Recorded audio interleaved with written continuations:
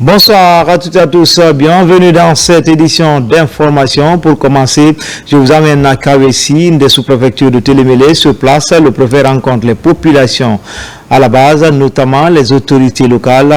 Colonel Mamadou Lamarana Diallo a récemment conféré avec le chef des districts. Les échanges ont porté essentiellement sur le respect du contenu local. Alpha Siagaba, Moussa Bangoura.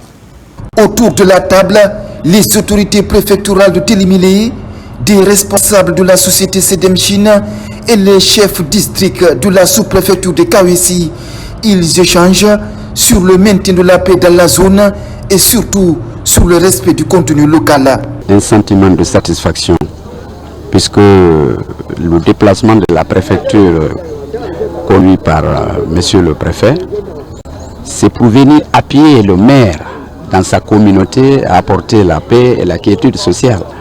Donc je suis très honoré, très satisfait. Nous sommes très heureux de recevoir cette délégation dirigée par monsieur le préfet de Télémélé. Bien sûr, nous avons besoin de compréhension et soutien de tous les citoyens populaires ici. Devant l'Assemblée, le préfet de Télémélé explique les projets de développement du président de la République. C'est le cas surtout du projet Simandou 2040. C'est que le chef de l'État, le président de la République nous a instruit, c'est de venir tout près de nos citoyens et connaître leurs problèmes. Et partout où il y a des problèmes, essayer de trouver la solution pour maintenir la paix et l'entente et la cohésion sociale au niveau de nos juridictions. Le message de sensibilisation sera poursuivi dans d'autres localités minières de Télémélé, notamment Missiré Daramaniaki. Le service mondial de la paix renforce les capacités opérationnelles de 810 jeunes entrepreneurs. C'était lors d'une session de formation sur le thème Ensemble pour la paix et le développement durable en Guinée. L'idée d'accompagner ces petites entreprises dans le montage et le financement des projets. Mikini Moussa Kamara, Guinée Yansani.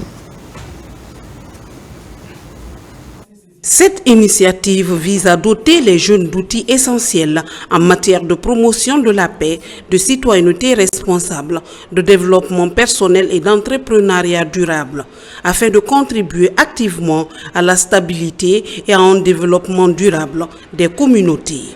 Ils ont été formés sur l'entrepreneuriat social parce que ce serait seulement, la plupart des projets, ce sont des projets qui vont ajouter une valeur au problème de la communauté. On a le numérique, vous savez, le numérique aujourd'hui, sans ça, personne ne peut rien faire, quelles que soient tes idées.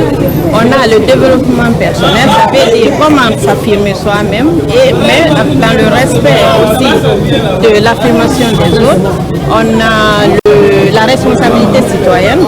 Cet événement marque une étape clé dans l'engagement collectif pour la construction d'une Guinée pacifique et résiliente. Il y a le Fonds national d'insertion des jeunes, qui est au ministère de la Jeunesse et des Sports, en abrégé FONIJ, que vous pouvez approcher éventuellement pour discuter avec eux sur les modalités de financement, pour que si possible vous puissiez trouver un complément de financement.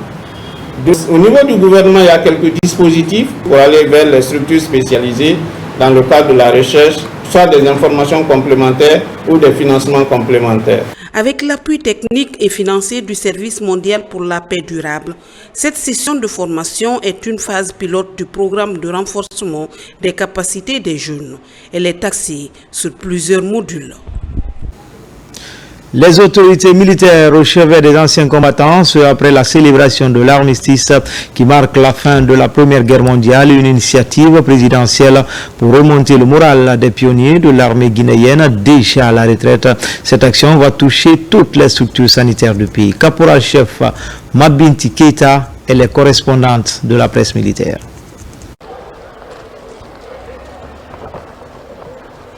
Quelques jours après la célébration de l'armistice, la directrice générale des pensions militaires et anciens combattants sillonne certaines structures sanitaires de la capitale. En compagnie des membres du CNRD, la générale Fatoumata Yari Silla est allée au chevet de ses anciens soldats alités. En toile de fond, s'enquérir de l'évolution de leur état de santé après de loyaux services rendus à la nation.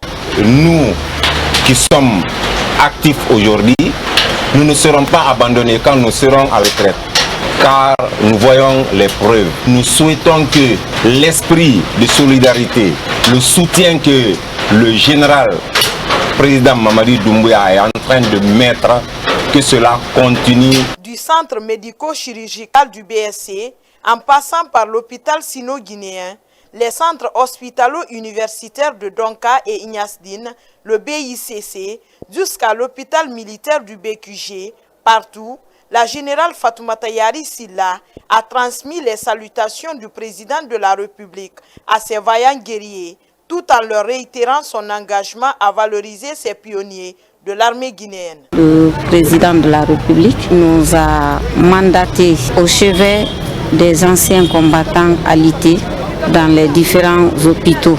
Et ça, comme l'a dit, de rendre un hommage vibrant aux anciens combattants, c'est cet hommage-là qui continue et qui a eu levé de fonds qui a été mis à la disposition de ces anciens combattants.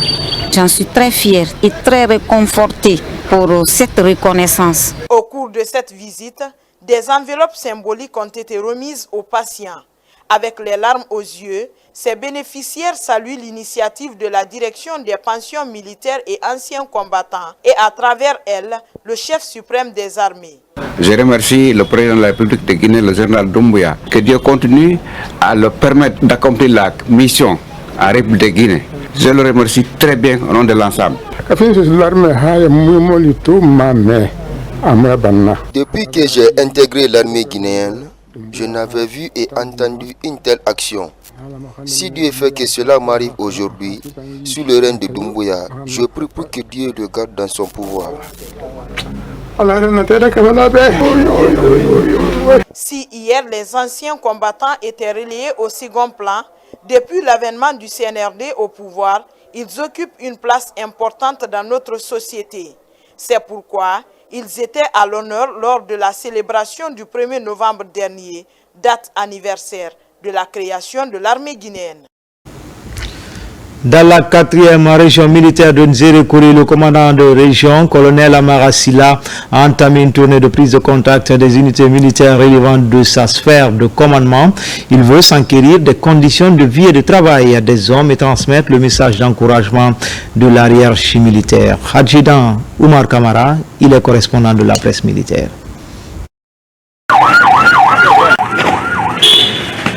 Sillonner toutes les positions relevantes de sa sphère de commandement pour s'assurer du niveau sécuritaire dans sa zone de compétence, c'est l'ambition affichée par le commandant de la 4e région militaire de Nzérékouri. Entouré de ses proches collaborateurs, colonel Amara Silla est allé s'enquérir des conditions de vie et de travail des hommes. Sur le terrain, il a transmis à la troupe le message de félicitations et d'encouragement de la hiérarchie militaire. Je suis porteur d'un message de satisfaction, de félicitations et d'encouragement par rapport à tout ce que vous faites dans le cadre de la sécurisation de nos frontières.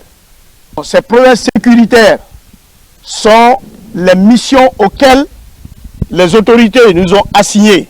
La patrouille au long des frontières, la surveillance des frontières. De la compagnie d'infanterie de Koyama en passant le pont Yela, Kouankan, jusqu'à la portion centrale de Gekedou, Nongowa et Kundu Lengu Bengu, partout, le commandant d'unité salue cette démarche de la première autorité militaire de la région forestière. Dans la mesure que les représentants de la haute hiérarchie viennent véhiculer les messages de félicitations et d'encouragement, cela remonte beaucoup le moral de la troupe.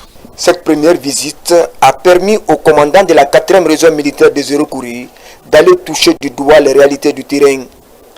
Elle va se poursuivre dans les jours à venir dans d'autres unités de la région.